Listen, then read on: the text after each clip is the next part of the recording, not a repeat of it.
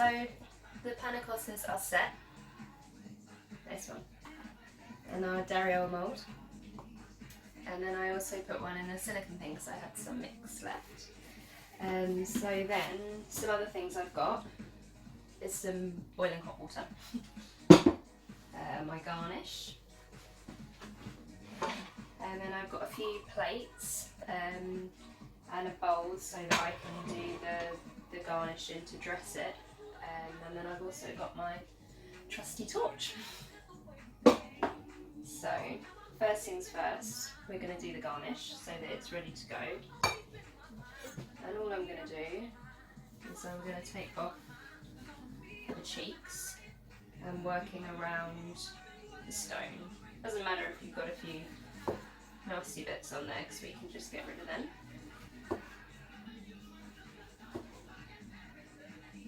And then we can save that for something else.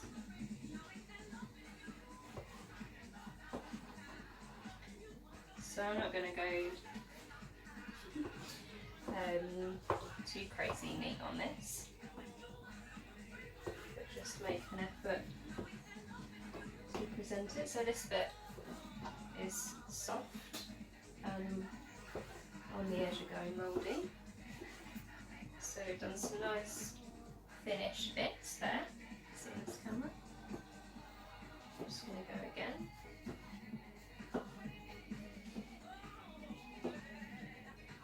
Into rough dice. So I called this a compote, but really it's just going to be sort of like a little fresh fruit salad. So I haven't blocked these off or done anything really particularly chefy because I don't really want to waste anything. And we're just at home. These are frozen cherries that were defrosted. And then I'm just going to cut them into four. So we've got a slightly different shape going through. And I defrosted 5 to 1 peach.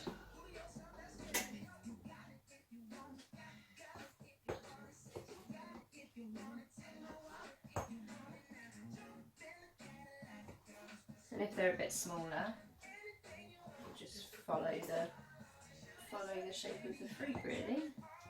We've got a bit of liquid from the fruit. So we'll go into.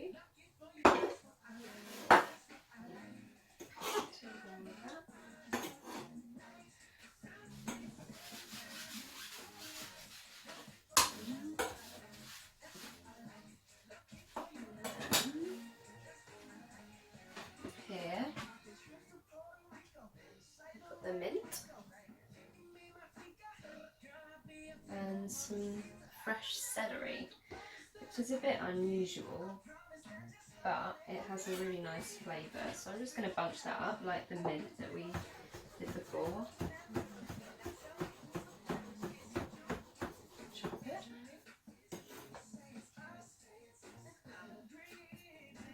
And then I'm not going to add any sugar to this, and I've tried to put as little sugar as possible in the panna cotta. So I can already smell that. I'm just going to pick them. And we're going to do the same again.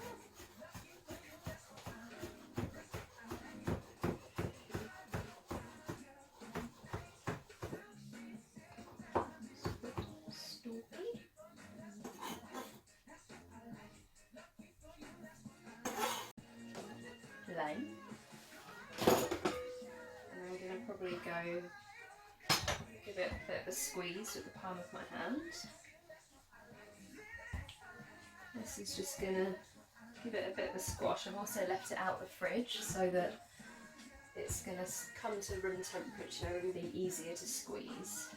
So when you're doing stuff like this all the time, probably like any other person who uses their hands for everything that they do, it's good to think about what you're doing, and you want something that's rock solid on there. So I'm going to go with about half the line. It's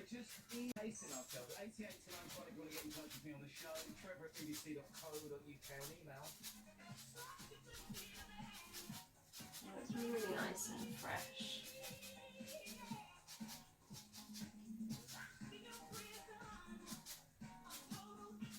So this is a really nice one to do because we're not really doing very much cooking, and you don't really have to get sort of any new or scary or unusual ingredients. They're all quite accessible. And the quantities for if you were making it for your family, you know, family of 4, or you were making it for a dinner party for friends, even if you were making it for 8 or 15, you can scale up the recipe very easily. You know, pannacottas are very versatile and they're used in lots of different places. So it's a nice one. You've got about a few bits on there, but I'm not going to go OTT on you in these videos.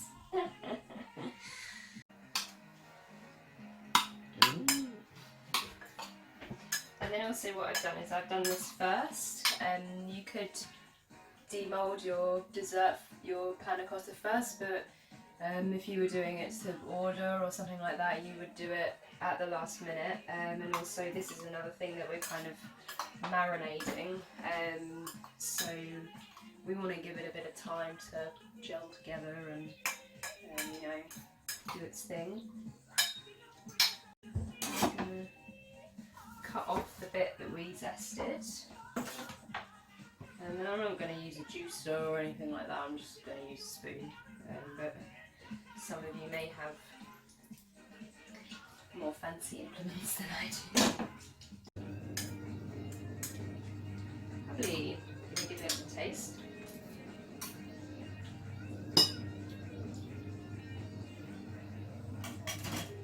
That is nice. The idea of the hot water is that you're going around the edge and you're releasing it from the mould. So there are a few different ways of doing this. You can run it under the tap, which is what I used to do. But this is harder because it's in this sort of silicone thing, so maybe we'll go with this one instead. And you just want to sit it in the hot water until you don't want to melt it, you just want to release it from the edges. And then what we're going to do is we're going to go around the edge and give it a helping hand. And you can see is it's coming away like that.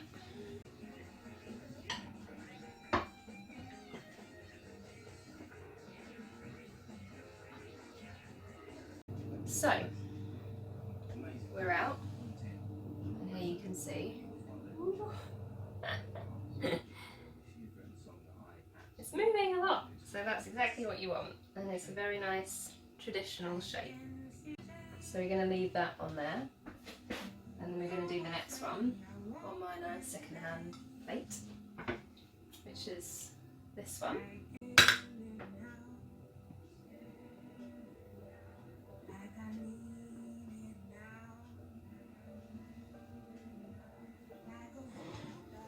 Perfect.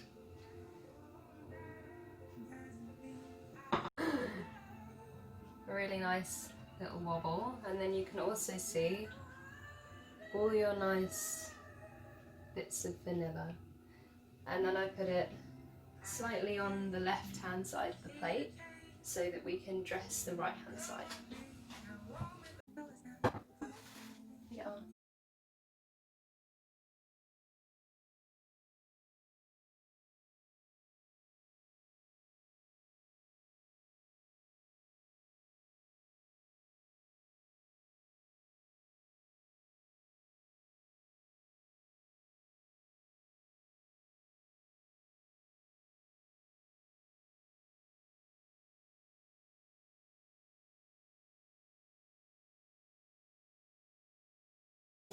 And there we go, so we've got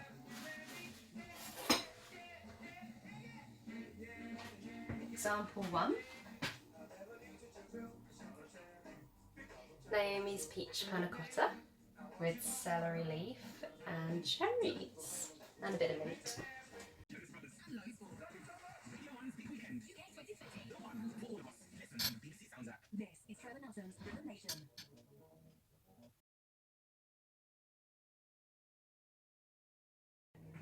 So here we've got my two examples of vanilla panna cotta, which is made with vanilla, etc., vanilla, essence and dust. And it's with peaches, which was inspired by Naomi because she loves peaches. And you can check out her really cool crochet and knitting over on her Instagram, Gummit. And these are a couple of examples how you can plate something quite easily at home. And also a really nice wobbly panna cotta. As usual, you probably won't have chocolate crunch, but you can use some other kind of texture to kind of give it a bit of crunch, or you can just have it how it is. And yeah, I hope that you like it. I love panna cotta, so yeah, enjoy.